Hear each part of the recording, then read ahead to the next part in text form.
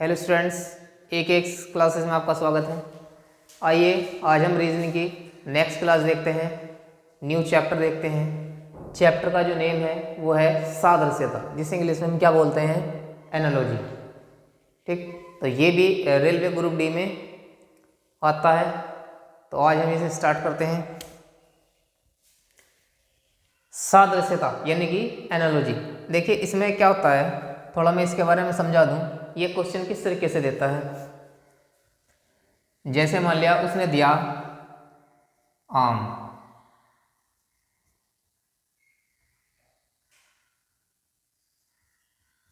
इसके आगे उसने दिया हरा,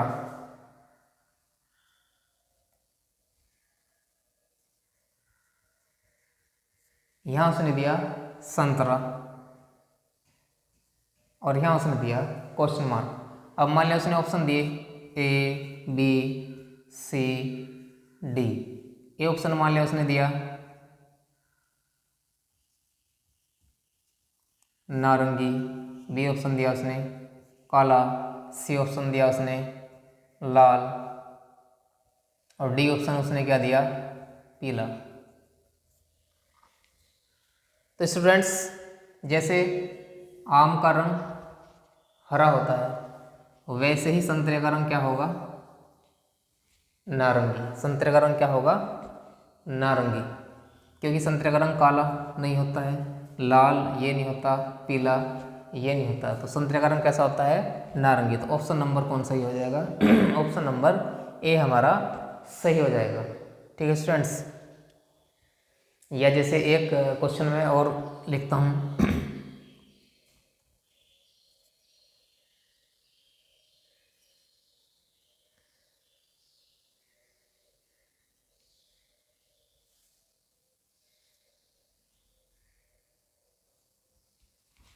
ये मान लिया क्वेश्चन है, इसके विकल्प लिखूं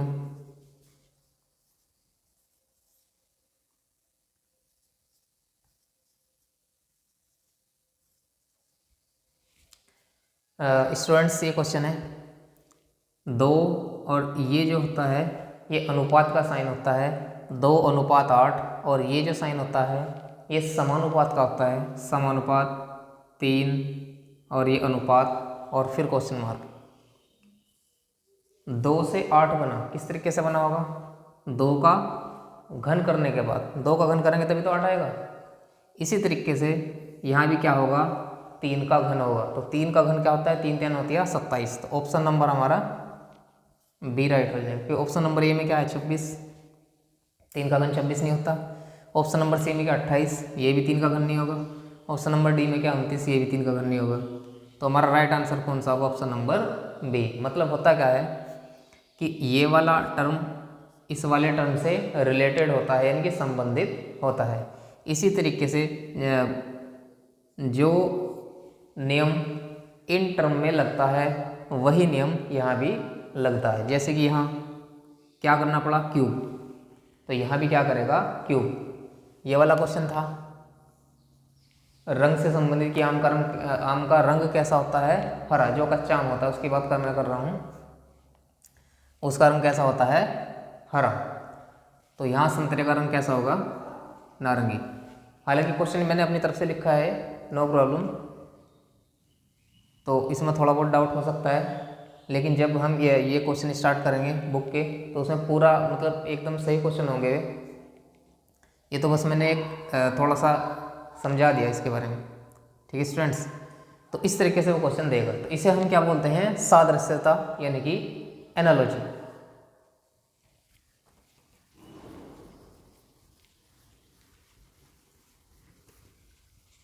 आइए स्टूडेंट्स अब शुरू करते हैं। पहला क्वेश्चन है, क्वेश्चन क्या दिया है उसने, चंद्रमा,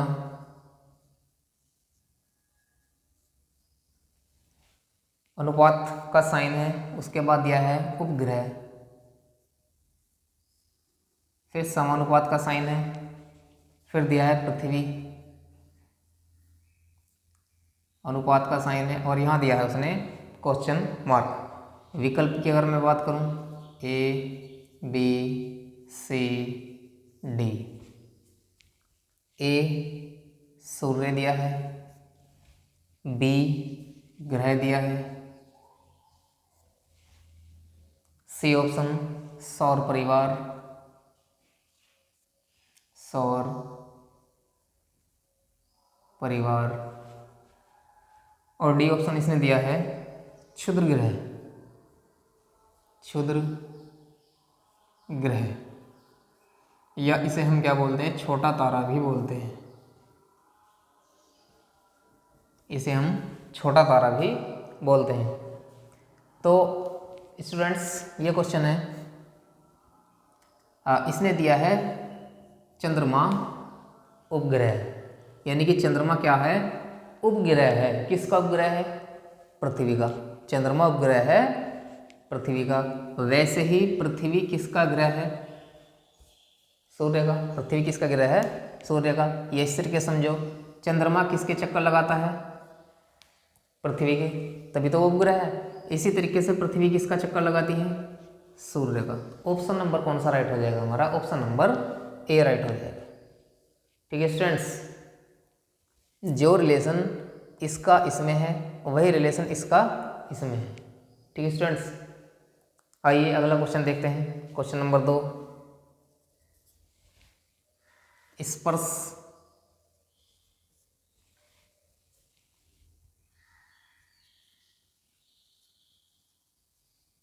अनुभव, यहाँ समानुपात का साइन है, अभिवादन,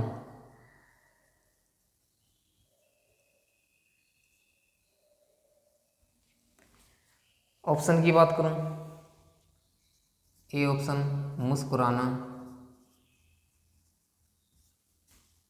बी ऑप्शन स्वीकृति,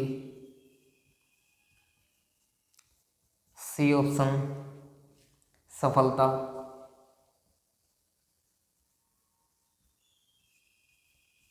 डी ऑप्शन शिष्टाचार।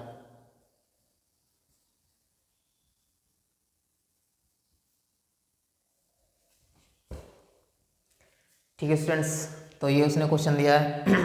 चाहे विकल्प में एक बार चेक कर लेता हूँ।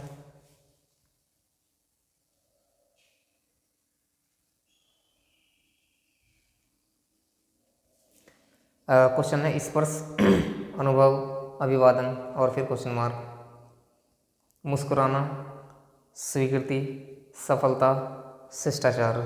ठीक, मुस्कुराना, स्वीकृति, ये भी ठीक है।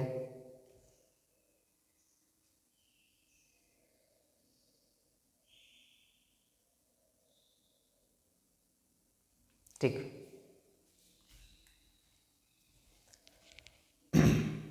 तो स्टूडेंट्स क्वेश्चन देखते हैं। क्वेश्चन थोड़ा सा एक टफ है, आइए समझते हैं। इसने क्या बताया कि स्पर्श का संबंध अनुभव से है, स्पर्श का संबंध अनुभव से है। इसी तरीके से अभिवादन का संबंध किससे होगा, इनमें से किससे होगा। तो स्टूडेंट्स, जब हम किसी को स्पर्श करते हैं यानी कि टच करते हैं, मान लिया हमें किसी ने स्पर्श किया, तो हम क्या करेंगे, उसका अनुभव करेंगे। उसका क्या करेंगे, हम अनुभव करेंगे। जैसे मान लिया किसी ने मेरे हाथ को यहाँ टच किया, तो मुझे क्या होगा, अनुभव होगा कि हाँ किसी ने मेरे हाथ को छुआ है। तो स्पर्श का क्या करते हैं, हम अनुभव करते हैं, स्पर्श का अनुभव करते हैं। वैसे ही हम अभिवादन का क्या करेंगे, मुस्कुराना करेंगे, या स्वीकृति करेंगे, या सफलता करेंगे, या शिष्टाचार करेंगे। तो सबसे पहले तो हमें यह पता होना चाहिए कि अभिवादन का मतलब होता क्या है।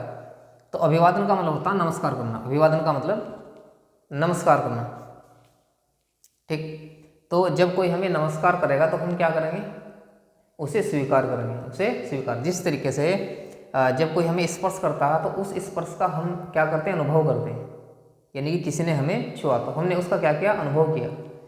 तो वैसे ही जब हमें कोई अभिवादन करता है तो हम उसका क्या करते हैं, उसे स्वीकार करते हैं। किसी ने अभिवादन किया, नमस्ते की, कि सर नमस्ते, तो हमने भी उत्तर में क्या दिया, नमस्ते। यानी कि उसे हमने क्या किया, उसके अभिवादन को, उसके नमस्कार को हमने स्वीकार किया। तो स्वीकार करना मतलब स्वीकृति, तो इसका बी राइट हो जाएगा, बी राइट हो जाएगा। अब बात करते हैं कि ये विकल्प क्यों नहीं होंगे, क्योंकि नमस्कार करने का मतलब सफलता नहीं होगा, क्योंकि इस पर जब हम कोई करेगा तो हम उसका क्या करेंगे, अनुभव करेंगे। वैसे ही जब हमें कोई नमस्कार करेगा तो हम उसे क्या करेंगे, उसके नमस्कार को स्वीकार करेंगे, और स्वीकार करना मतलब स्वीकृति। तो ऑप्शन नंबर बी हमारा राइट हो जाएगा। तो इसका सफलता का अभिवादन से कोई लेना देना नहीं है। शिष्टाचार, शिष्टाचार का संबंध नमस्कार से हो सकता था, लेकिन जो संबंध इसका इसमें है वही संबंध अभिवादन का स्वीकृति में है, न कि शिष्टाचार में। फिर मुस्कुराना ये नहीं हो सकता, क्योंकि मुस्कुरा तो हम बिना नमस्कार के भी सकते हैं, तो ये ऑप्शन नहीं होगा। सफलता का यहाँ कोई इससे संबंध नहीं है। और शिष्टाचार का संबंध हो सकता है, लेकिन जो संबंध इसका इसमें है वही संबंध इसका इसमें नहीं होगा, इसमें होगा। एक बार दोबारा समझ लेते हैं। जब कोई हमें स्पर्श करता है तो हमें क्या होता है, उसका अनुभव होता है, उसका अनुभव होता है, यानी कि उसके छूने का हमने अनुभव किया, उसके छूने का हमने अनुभव किया। यानी कि उसने जो छुआ, हमारा जो जैसे मान लिया हाथ छुआ, तो उसका हमने क्या किया, अनुभव किया। तो वैसे ही जब वो हमें नमस्कार करेगा तो उसके नमस्कार को हम क्या करेंगे, स्वीकार करेंगे, और स्वीकार करने का मतलब स्वीकृति हो जाएगा। तो ऑप्शन नंबर इसका बी राइट हो जाएगा। शिष्टाचार क्यों नहीं होगा, क्योंकि अभिवादन मतलब नमस्कार करना, नमस्कार करना मतलब एक तरीके से अच्छा व्यवहार है, तो शिष्टाचार हो जाएगा। ठीक उस हिसाब से हो जाएगा, लेकिन उसका संबंध यहाँ तो नहीं है, स्पर्श का अनुभव से वो तो संबंध नहीं है। ठीक, तो जो संबंध इसका इसमें होगा वही संबंध हमें देखना है कि अभिवादन का संबंध इनमें से किससे होगा। तो ऑप्शन नंबर हमारा बी राइट हो जाएगा। ठीक है स्टूडेंट्स, आइए अगला क्वेश्चन हम देखते हैं। क्वेश्चन नंबर 3 इसने दिया है। क्वेश्चन नंबर 3 क्या दिया है, कुत्ता, जिसे इंग्लिश में डॉग, भौंकना। अच्छा, भौंकने को क्या बोलते हैं इंग्लिश में, बार्क बोलते हैं। अच्छा, कहीं कहीं ये भी आएगा कि जो हमारे जैसे कि ये जानवर होते हैं, इनकी आवाज़ से संबंधित भी कुछ क्वेश्चन आएंगे, वो हमें आगे देखने को मिलेंगे। यहाँ लिखा है इसने भौंकना, फिर यहाँ समानुपात का साइन दिया है, और फिर दिया है इसने बकरी, और यहाँ फिर इसने क्या दिया है, क्वेश्चन मार्क दिया है।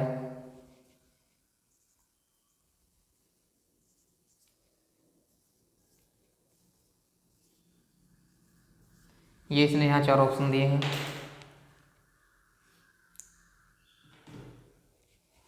ये ऑप्शन दिया है मिमियाना, क्या दिया है, मिमियाना। बी ऑप्शन इसने दिया है गरजना। सी ऑप्शन इसने दिया है गुराना।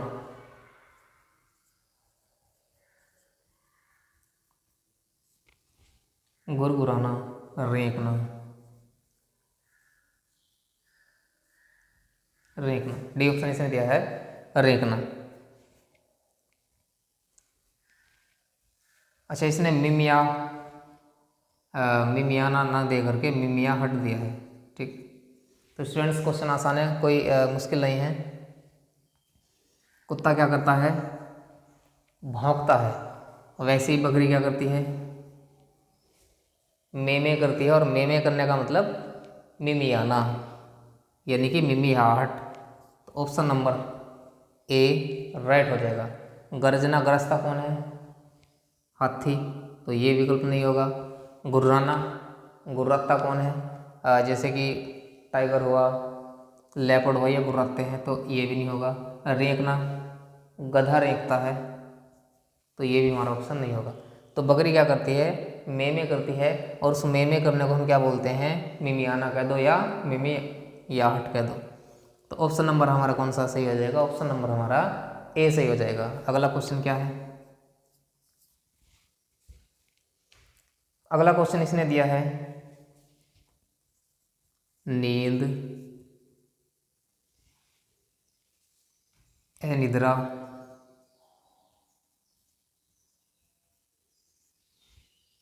अनिद्रा,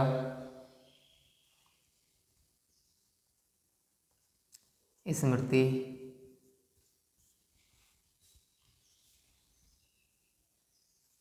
और यहाँ दिया है क्वेश्चन मार्क। ए ऑप्शन इसने दिया है हीमोफीलिया, हीमोफीलिया। बी ऑप्शन इसने दिया है अल्जाइमर्स,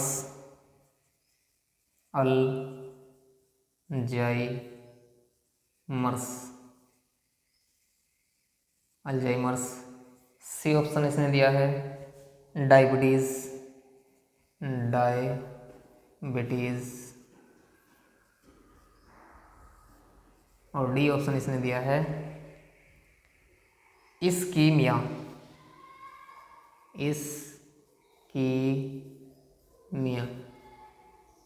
इस्कीमिया।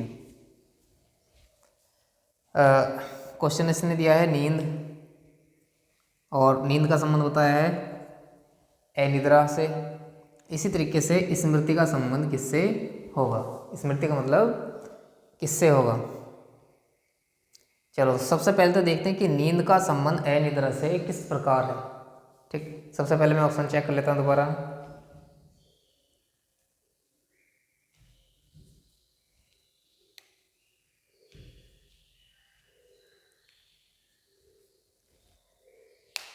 ठीक, हीमोफीलिया हो गया। चार ऑप्शन हमारे ठीक है। तो स्टूडेंट्स, नींद का संबंध अनिद्रा से, नींद का संबंध अनिद्रा से।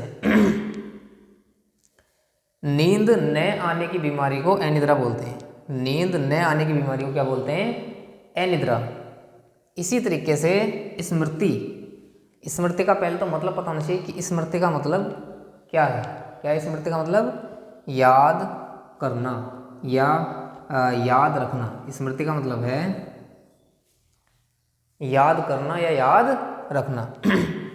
तो याद, जैसे कि यहाँ नींद न आने की बीमारी को अनिद्रा बोलते हैं, वैसे ही याद न रखने की बीमारी को हम क्या बोलते हैं?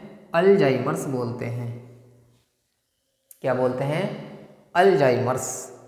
याद, जैसे कि मान लिया किसी की याददाश्त कमज़ोर हो जाए, उसे चीज़ों को याद नहीं रख पाता, वो बातों को याद नहीं रख पाता, तो याद न रखने, जिस प्रकार नींद न आने की बीमारी को अनिद्रा बोलते हैं, उसी प्रकार याद न रखने की बीमारी को हम क्या बोलते हैं? अल्जाइमर्स बोलते हैं। क्या बोलते हैं? अल्जाइमर्स।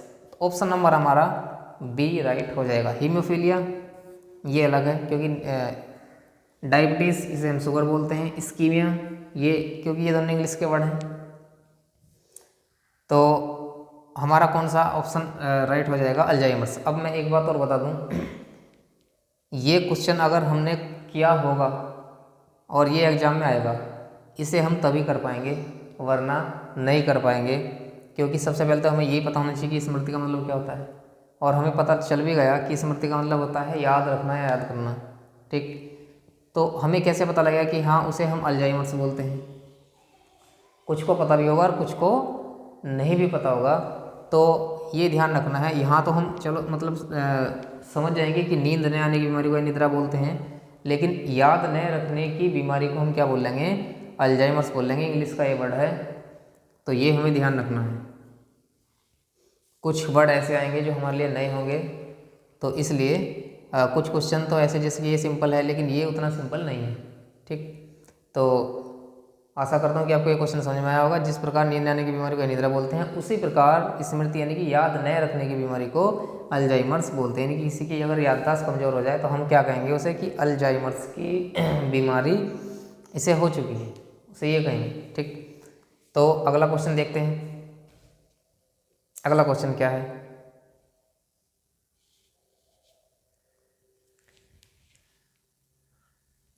अगला क्वेश्चन इसने दिया है। ठीक है, पहले मैं इसे रफ कर देता हूँ, उसके बाद हम अगला क्वेश्चन देखेंगे।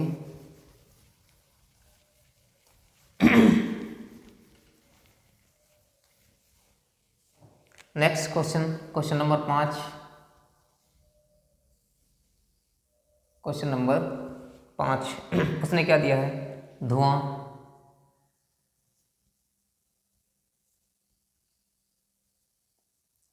धुएं का संबंध बताया उसने प्रदूषण से। प्रदूषण, युद्ध का संबंध किससे होगा? ए ऑप्शन दिया है इसने विजय, बी ऑप्शन इसने दिया है शांति,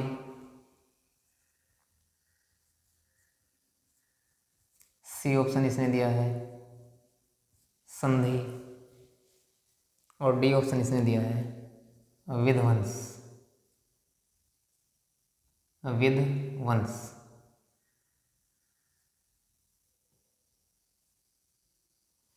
विध्वंस, ठीक, विध्वंस ही दिया है। अब देखते हैं स्टूडेंट्स, धुएं से क्या होता है? प्रदूषण। धुएं से क्या होता है? प्रदूषण। तो युद्ध से क्या होता है? ऑप्शन हमारे सामने, युद्ध से क्या होता है? जिस प्रकार धुएं से क्या होता है प्रदूषण, तो उसी प्रकार युद्ध से क्या होता है? युद्ध से संधि नहीं होती, क्योंकि अगर संधि हो जाएगी तो फिर युद्ध ही नहीं होगा। तो युद्ध से संधि तो होगी नहीं। संधि का मतलब होता है हाथ मिलाना एक दूसरे से, तो संधि तो होगी नहीं। युद्ध से शांति भी नहीं होती, युद्ध से शांति भी नहीं होती, क्योंकि युद्ध का मतलब लड़ाई करना होता है, लड़ाई करने का मतलब शांति थोड़ी होगा, तो ये भी नहीं होगा। युद्ध से विजय मिलती है, ठीक, लेकिन पराजय भी मिल सकती है, तो ये ऑप्शन भी हो सकता ना हो। अब यहाँ देखते हैं, इसने दिया है डी ऑप्शन विध्वंस। विध्वंस का मतलब समझ रहे हैं? विनाश। विध्वंस का मतलब विनाश। तो इसका विजय क्यों नहीं होगा, उसकी मैं दो बातें बताता हूँ। एक तो जरूरी नहीं कि युद्ध किया जाए तो विजय ही हो सकता पराजय हो जाए। तो एक तो वजह यह है कि यहाँ विजय मतलब ए ऑप्शन हमारा नहीं होगा। एक वजह तो ये है। दूसरी वजह, धुएं से क्या होता है? प्रदूषण, यानी कि प्रदूषण का मतलब समझ रहे हैं बुरा काम, एक तरीके से हानिकारक, ठीक। तो वैसे ही युद्ध से जो बुरा काम होता है वो क्या होता है? विध्वंस, यानी कि विनाश हो जाता है। जब दो देशों के बीच युद्ध होता है तो क्या होता है? विनाश होता है, यानी कि विध्वंस होता है, यानी गलत काम होता है। जैसे यहाँ धुएं से क्या होता है? प्रदूषण होता है। प्रदूषण हमारे लिए क्या है? हानिकारक है, गलत है। तो वैसे ही युद्ध से क्या होता? विध्वंस, यानी कि विनाश, और विनाश भी क्या है लोगों के लिए? हानिकारक है, ठीक। तो इसका ऑप्शन नंबर कौन सा हो जाएगा? ऑप्शन नंबर इसका डी राइट हो जाएगा, ठीक है स्टूडेंट्स। आइए अगला क्वेश्चन समझते हैं, क्वेश्चन नंबर 6। जासूस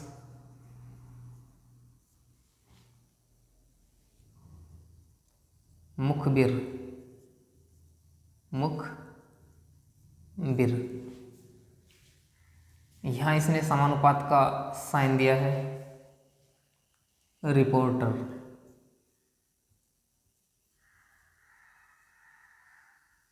और यहाँ दिया है इसने क्वेश्चन मार्क। ए ऑप्शन इसने दिया है स्रोत, बी ऑप्शन इसने दिया है संपादकीय,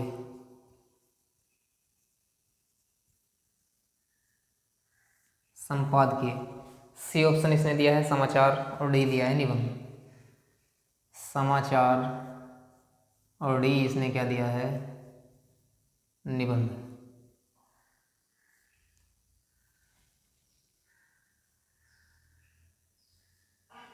निबंध। तो स्टूडेंट्स क्वेश्चन देखते हैं। जासूस मुखबिर, ठीक। तो रिपोर्टर का संबंध किससे होगा? एक बार ऑप्शन चेक कर लेते हैं।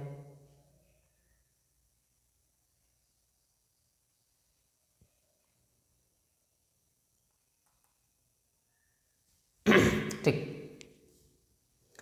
तो स्टूडेंट्स जासूस और मुखबिर, इन दोनों में क्या संबंध होता है? पहले ये समझते हैं कि जासूस किसे बोलते हैं और मुखबिर किसे बोलते हैं। देखिए जासूस तो आप जानते होंगे कि जासूस का मतलब होता है जासूसी करना। जैसे मान लिया कोई बड़ा क्राइम हो गया, तो उसके लिए जैसे मान लिया सीबीआई होती है, तो सीबीआई क्या करती है, जासूसी करती है, यानी कि केस का खुलासा करती है, केस का खुलासा करती है कि क्या हुआ, किसने मर्डर किया, ये सब।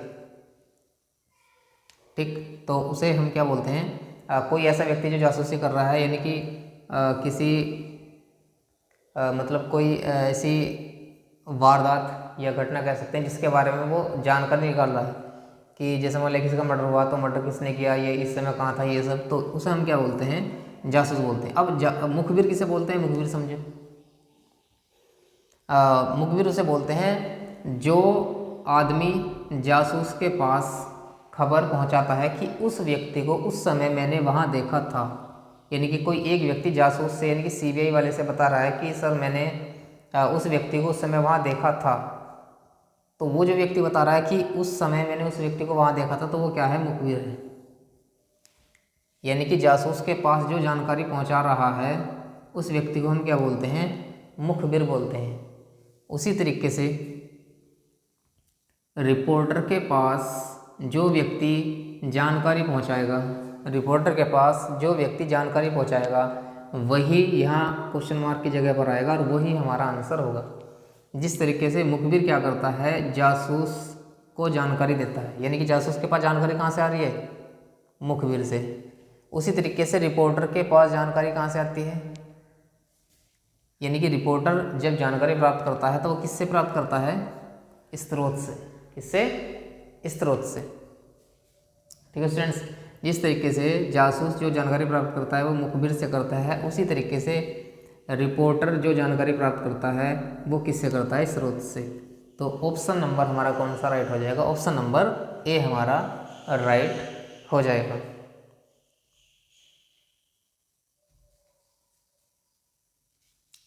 ठीक है स्टूडेंट्स, नेक्स्ट क्वेश्चन हम इसका देखते हैं, क्वेश्चन नंबर 7। इसने दिया है गर्जना। अच्छा, गर्जन इसने दिया है। फिर दिया है इसने वर्षा, समानुपात का इसने साइन दिया है। यहाँ इसने क्वेश्चन मार्क दिया है और यहाँ इसने दिया है रात्रि। क्या दिया है, रात्रि।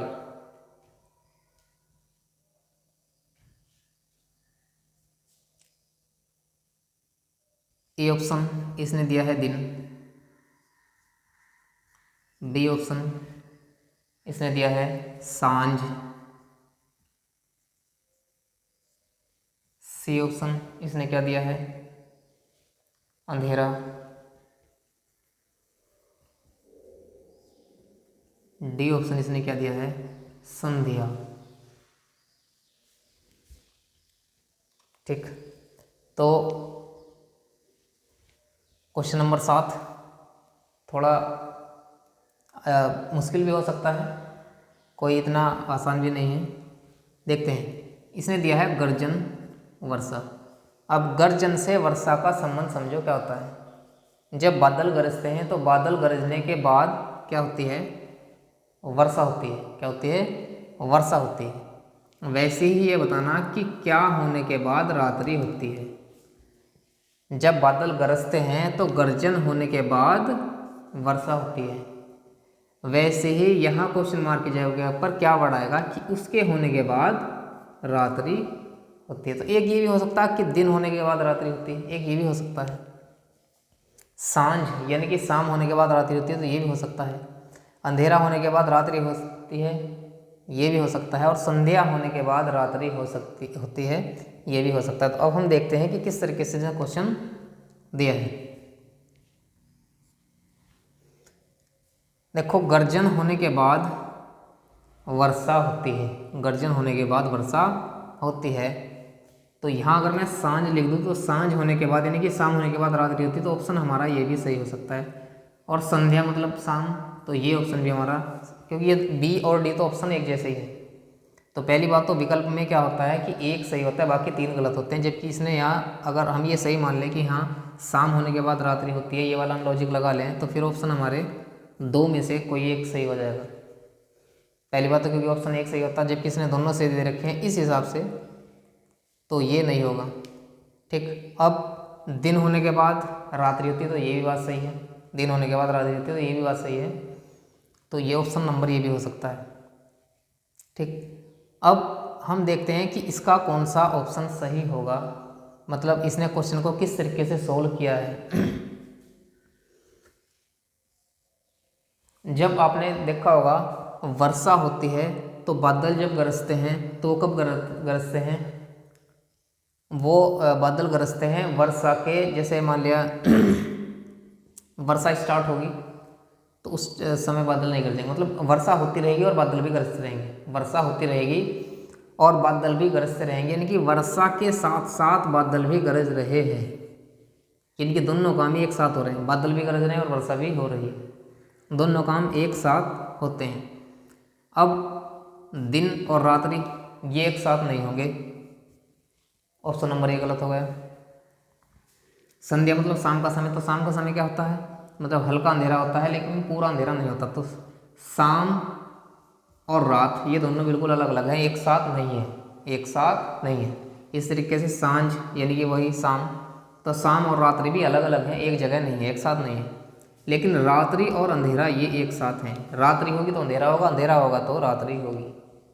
ठीक, रात्रि होगी तो अंधेरा भी होगा। जिस तरीके से यहाँ अगर वर्षा होगी तो वर्षा के साथ साथ गर्जन भी होती है, वर्षा के साथ साथ गर्जन भी होती है, वैसे ही रात्रि के साथ साथ अंधेरा भी होता है। तो ऑप्शन नंबर हमारा कौन सा राइट हो जाएगा, ऑप्शन नंबर हमारा सी राइट हो जाएगा। ठीक है स्टूडेंट्स, क्वेश्चन समझ में आया होगा। आइए नेक्स्ट क्वेश्चन देखते हैं, क्वेश्चन नंबर 8। क्वेश्चन नंबर 8 उसने क्या दिया है, पर्वत,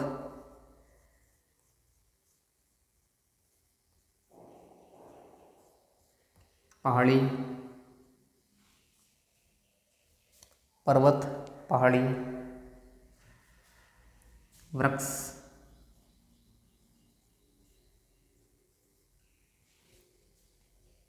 क्वेश्चन मार्क। यहाँ ए ऑप्शन उसने दिया है जंगल, बी ऑप्शन उसने दिया है पत्ती, सी ऑप्शन उसने दिया है झाड़ी और डी ऑप्शन उसने क्या दिया है, मैदान। मैदान, ठीक। तो स्टूडेंट्स ये क्वेश्चन हम समझते हैं। इसने कहा है कि पर्वत का जिस प्रकार पहाड़ी से संबंध है उसी तरीके से वृक्ष का संबंध यहाँ किससे होगा, किससे होगा। तो पर्वत और पहाड़ी, स्टूडेंट्स आपने नाम सुने होंगे, पर्वत और पहाड़ी ये लगभग एक जैसे होते हैं, लगभग एक जैसे होते हैं, क्योंकि पर्वत का मतलब आपने देखे होंगे या सुना होगा या नक्शे वगैरह में देखे होंगे पर्वत, पर्वत को कभी कभी हम पहाड़ भी बोल देते हैं, और पहाड़ और पहाड़ी लगभग एक जैसा एक ही है। ठीक, तो पर्वत और पहाड़ एक ही वर्ग के हैं, एक ही वर्ग के हैं, मतलब एक जैसे ही हैं, पर्वत और पहाड़, पहाड़ का मतलब पहाड़ी। ठीक, तो अब इनमें क्या डिफरेंस है, और क्या इनमें डिफरेंस ये हो सकता है ऐसा हो कि जो ज़्यादा ऊंचे होते हैं उन्हें पर्वत बोला जाता है और जो ऊंचाई में कम होने पहाड़ बोला जाता है, या ऐसा हो सकता है जो ऊंचाई में ज़्यादा हो उन्हें पहाड़ और जो ऊंचाई में कम होने पर्वत बोला जाता है। मतलब कुल मिला के से ये क्या है, एक ही वर्ग के हैं, एक ही वर्ग के हैं, पर्वत और पहाड़ी ये क्या है, एक ही वर्ग के हैं, यानी कि एक जैसे ही हैं। जैसे मैं कहने लगूँ गाय और दूसरा क्या है भैंस, ये एक ही वर्ग के हैं, ये एक ही वर्ग के हैं, एक ही वर्ग के मतलब जैसे कि ये क्या है भैंस, ये भी दूध देती है, गाय ये भी दूध देती है, ये भी क्या है पशु है, ये भी क्या है पशु है, ये भी क्या है इसे भी पाला जाता है, और ये क्या है इसे भी पाला जाता है। तो ये क्या है एक ही वर्ग के हैं। दूसरी बात तो ये एक ही वर्ग के हैं। ठीक, जैसे मैं मान लिया कुछ और ले लूँ, चिड़िया ले लूँ, और इधर मैं मुर्गी ले लूँ, तो ये भी क्या है, एक ही वर्ग के होगी। जैसे चिड़िया क्या करती है, ये अंडे देती है, और मुर्गी क्या करती है, ये भी अंडे देती है। ठीक, तो ये क्या है, इसके दो पैर होते हैं और इसके क्या होते हैं, इसके भी दो पैर होते हैं। तो इस तरीके से एक ही वर्ग के हो गए, यहाँ ये एक ही वर्ग के हो गए। ठीक, तो ऐसे ही पर्वत और पहाड़ी ये क्या है, एक ही वर्ग के हैं। तो वैसे ही वृक्ष की मैं बात करूँ तो वृक्ष और जंगल ये नहीं होगा, वृक्ष और जंगल एक ही वर्ग के कहाँ हैं। यहाँ दो वस्तुओं की आपस में क्या समानता दिखाई जा रही है, दो वस्तुओं की, जबकि ये क्या है, वृक्ष को एक हम वस्तु कह सकते हैं, लेकिन जंगल तो कोई वस्तु नहीं है, पत्ती का कोई मतलब नहीं है। मैदान जो फील्ड होता है तो उसका भी वृक्ष से कोई मतलब नहीं है। तो अब वृक्ष का मतलब आ गया झाड़ी से, क्योंकि जो संबंध पर्वत का पहाड़ी से है वही संबंध वृक्ष का जो होगा वो झाड़ी से होगा। तो ऑप्शन नंबर हमारा सी हो जाएगा। वृक्ष का संबंध झाड़ी से किस प्रकार होगा, समझो। पर्वत, पहाड़ी, वृक्ष, झाड़ी, कैसे? देखिए, वृक्ष क्या होता है, पेड़ होता है। वृक्ष मतलब बड़ा पेड़, और झाड़ी मतलब छोटा पेड़। झाड़ी मतलब छोटा पेड़। आपने देखा होगा जो झाड़ी होती है उसमें छोटे छोटे पेड़ होते हैं। तो जैसे पर्वत बहुत बड़ा, बड़ा तो पर्वत, और अगर कोई छोटा है तो उसे पहाड़ी बोल रहे हैं कि देखो ये पहाड़ी है, और कोई बड़ा है तो उसे बोल लेंगे देखो ये एक पर्वत है, कितना बड़ा पर्वत है। तो उसी तरीके से वृक्ष, जो बड़ा पेड़ होता है उसे वृक्ष बोलते हैं। और आपने देखा होगा जो झाड़ियाँ होती हैं उनमें छोटे छोटे वृक्ष होते हैं, छोटे छोटे पेड़ होते हैं। तो जिस प्रकार पर्वत का संबंध पहाड़ी से है, उसी प्रकार वृक्ष का संबंध किससे होगा, झाड़ी से होगा। तो ऑप्शन नंबर हमारा कौन सही हो जाएगा, ऑप्शन नंबर हमारा सी सही हो जाएगा। ठीक है स्टूडेंट्स, क्वेश्चन समझ में आया होगा। अब मैं अगला क्वेश्चन लिखता हूँ, question number 9। Question number 9,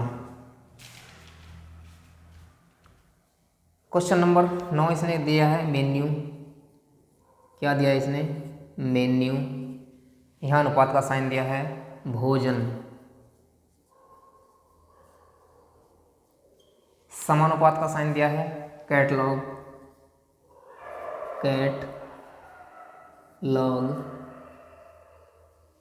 catalogue, और फिर उसने दिया है क्वेश्चन मार्क।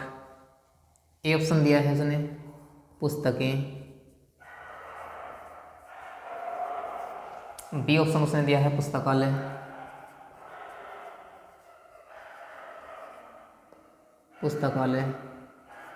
सी ऑप्शन उसने क्या दिया है, अखबार,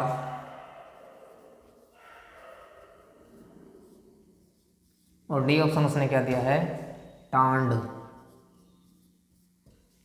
क्या दिया है, टांड।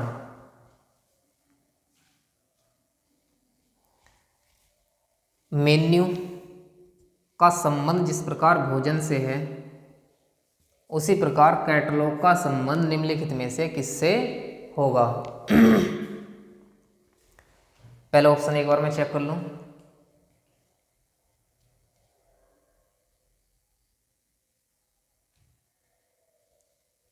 ठीक, तो स्टूडेंट्स समझते हैं।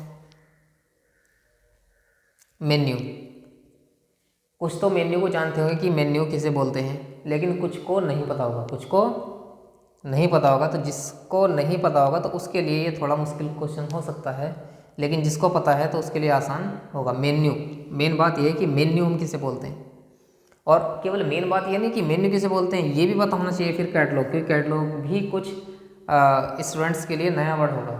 कैटलॉग भी नया वर्ड होगा और मेन्यू भी नया वर्ड होगा। देखिए, आपने देखा होगा कि जब हम किसी होटल वगैरह में जाते हैं तो वहाँ वो एक लिस्ट दे देते हैं कि आपको ये चाहिए या ये चाहिए, ये चाहिए, लिस्ट दे देते हैं। तो वो जो लिस्ट होती है उसे हम बोलते हैं मेन्यू, उसे हम क्या बोलते हैं, मेन्यू। अच्छा, उस लिस्ट में क्या होता है, खाने का ही सामान होता है, जैसे चाय, कॉफ़ी,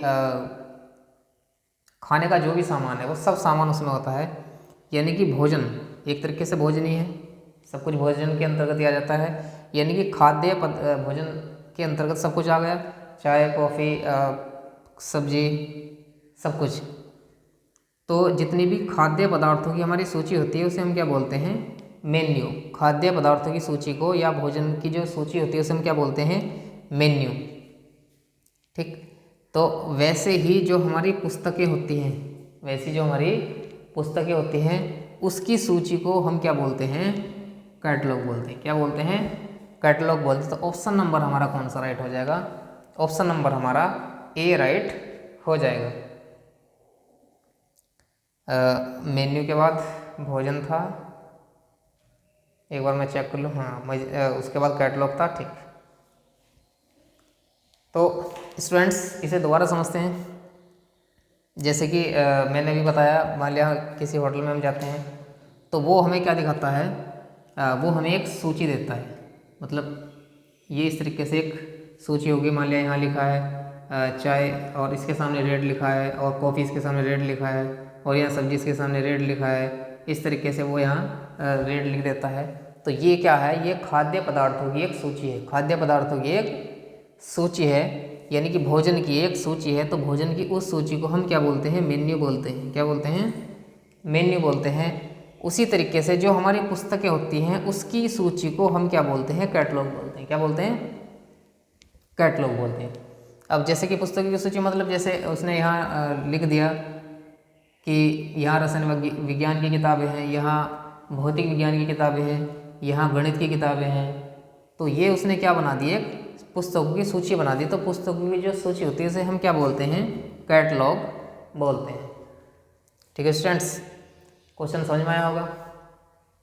अब नेक्स्ट क्वेश्चन हम देखते हैं, क्वेश्चन नंबर 10। उससे पहले मैं इसे रफ कर देता हूँ।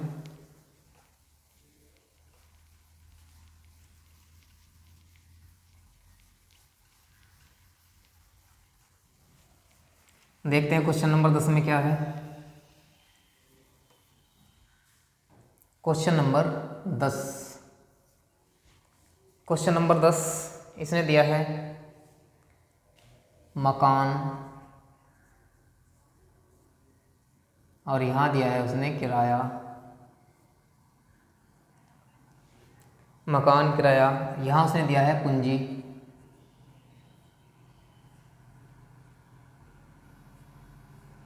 यहाँ उसने दिया है पूंजी। ए ऑप्शन उसने दिया है ब्याज, बी ऑप्शन उसने दिया है निवेश,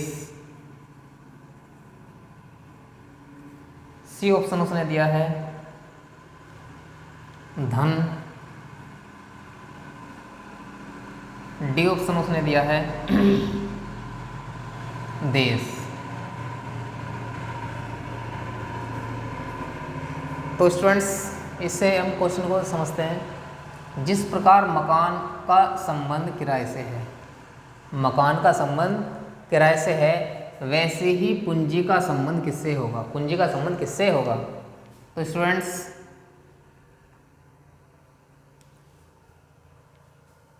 जिस प्रकार मकान से क्या मिलता है, मकान से किराया मिलता है, मकान से किराया मिलता है, उसी प्रकार पूंजी से क्या मिलता है, पूंजी से क्या मिलता है। अच्छा, पूंजी का मतलब धन, पूंजी का मतलब धन। ठीक, तो जिस प्रकार मकान से हमें क्या मिलता है, किराया मिलता है, उसी प्रकार पूंजी से हमें क्या मिलता है, क्या मिलता है, देश मिलता है, नहीं। निवेश मिलता है, नहीं। निवेश का मतलब क्या होता है, इन्वेस्टमेंट करना, यानी कि पैसों को कहीं इन्वेस्ट करना, यानी कहीं लगाना। तो यहाँ तो मिलने की बात हो रही है ना, मकान से किराया मिलता है, और यहाँ निवेश करने का मतलब एक तरीके से जमा करना हो गया। तो ये ऑप्शन भी हमारा नहीं होगा। तो ऑप्शन कौन से बचे हमारे पास, ए और सी। अब इनमें से कोई एक सही होगा। मकान से किराया मिलता है तो पूंजी से यानी कि धन से धन मिलता है। ये तो ऑप्शन एक जैसे हो गए। अगर वो कहता है कि मकान से धन मिलता है तो हो सकता था कि पूंजी से धन मिलता हो, तो हो सकता था, लेकिन क्वेश्चन को समझो। क्वेश्चन में दिया है इसने मकान से किराया मिलता है, किराया मिलता है। उसी प्रकार पूंजी से, यानी कि जो धन हमने किसी को दे रखा है, किसी व्यक्ति को दे रखा है, तो वो हमें क्या देगा? ब्याज। ऑप्शन नंबर ए क्या देगा? वो ब्याज। हालांकि जो ब्याज देगा तो वो भी तो धन होगा, तो फिर उसे यहाँ कहना चाहिए था कि मकान से धन मिलता है। अगर वो कहता कि मकान से धन मिलता है तो हम भी कह देते कि पूंजी से धन मिलता है, लेकिन उसने कहा कि मकान से किराया मिलता है, क्योंकि जो वहाँ से मकान से जो धन मिलेगा उसे क्या बोलते हैं? हम किराया बोलते हैं। उसी तरीके से जो धन हमने या जो पूंजी हमने किसी को दे रखी है, तो जब वो हमें देगा तो हम उसे क्या बोलेंगे कि उसने हमें क्या दिया है? ब्याज दिया है। तो इसलिए ऑप्शन नंबर हमारा कौन सा सही हो जाएगा? ऑप्शन नंबर हमारा ए सही हो जाएगा। ठीक है स्टूडेंट्स, आशा करता हूँ कि आपको ये क्वेश्चन समझ में आए होंगे। स्टूडेंट्स, यदि आपको हमारे द्वारा पढ़ाया गया तरीका अच्छा लगता हो तो कृपया हमारे चैनल को सब्सक्राइब करें, वीडियो को लाइक करें और ज़्यादा से ज़्यादा अपने दोस्तों को शेयर करें। धन्यवाद।